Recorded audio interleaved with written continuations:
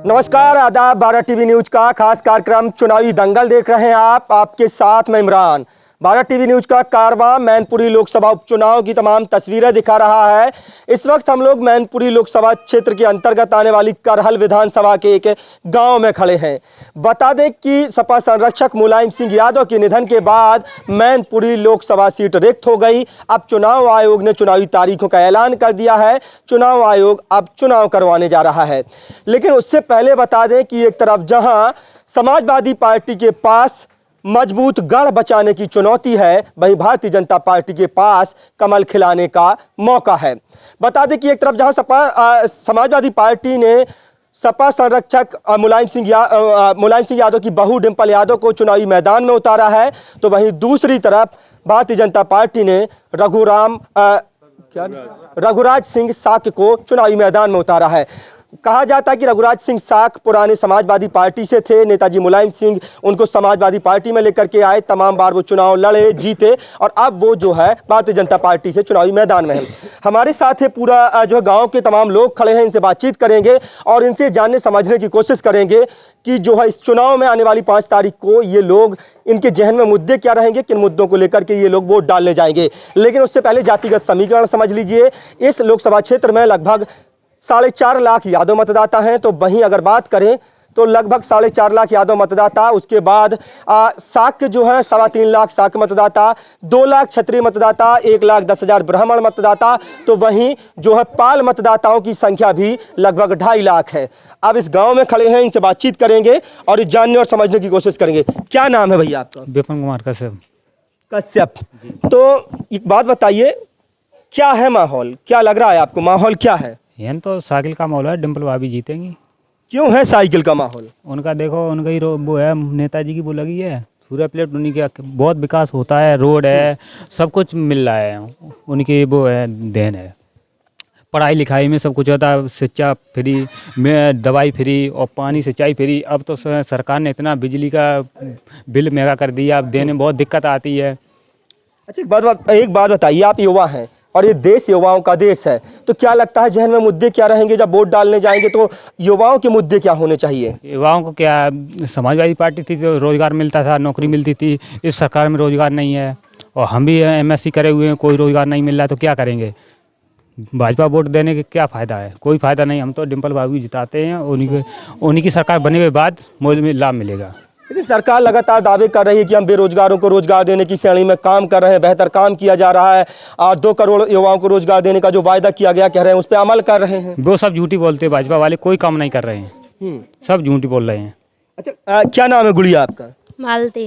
अच्छा मालती, क्या मतलब क्या लग रहा है आपको, चुनाव में माहौल क्या होने वाला है, किसके पक्ष में मतदान होने वाला है? डिंपल भाभी के। क्यों डिंपल भाभी, क्यों? क्योंकि उनका ये गढ़ है।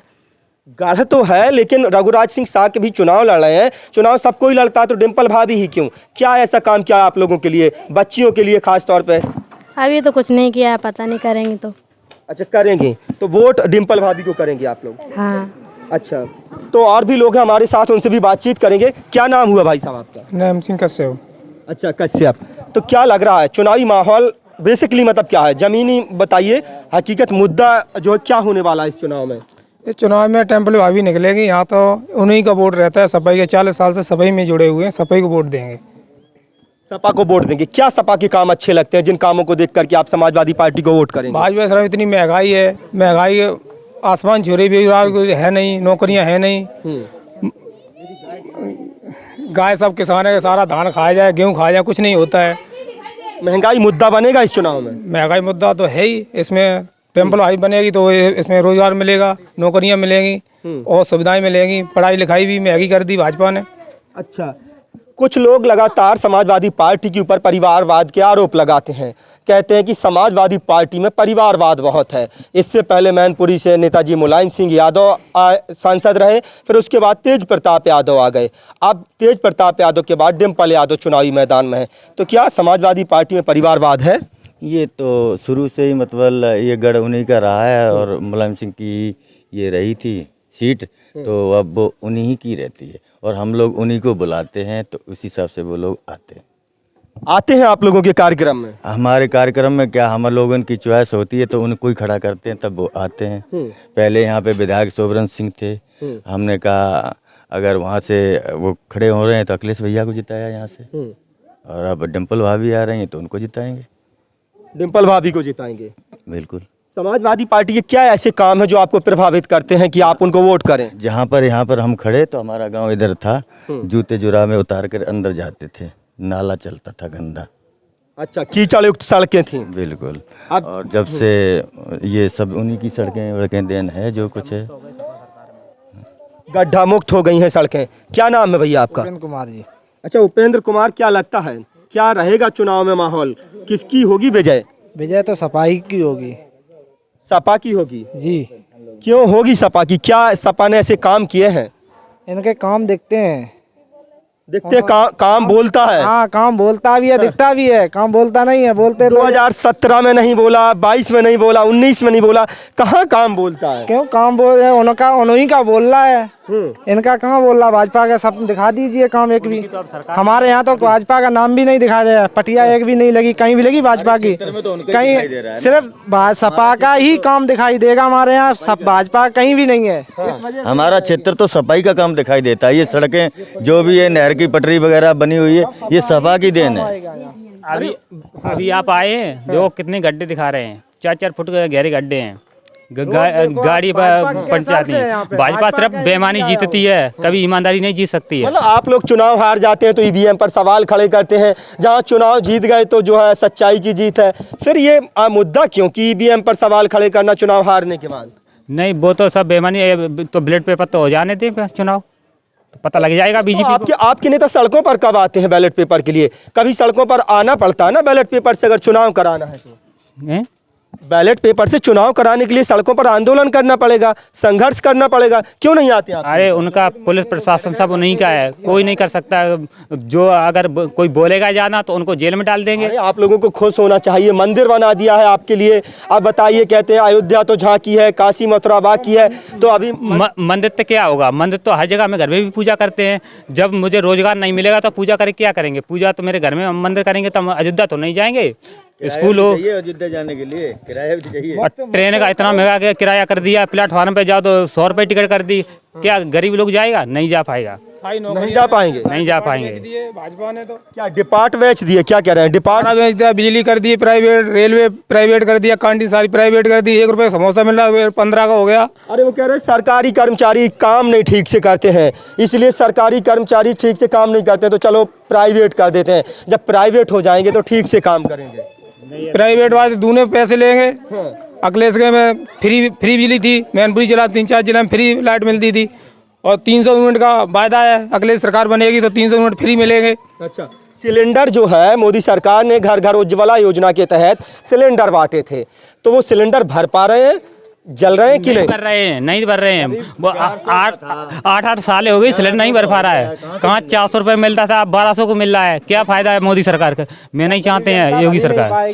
पैसे ही नहीं होंगे गरीब जनता पे, कैसे भरा पाएगी? जब सब्सिडी आती थी वो भी नहीं आ रही है, क्या करेंगे उसका?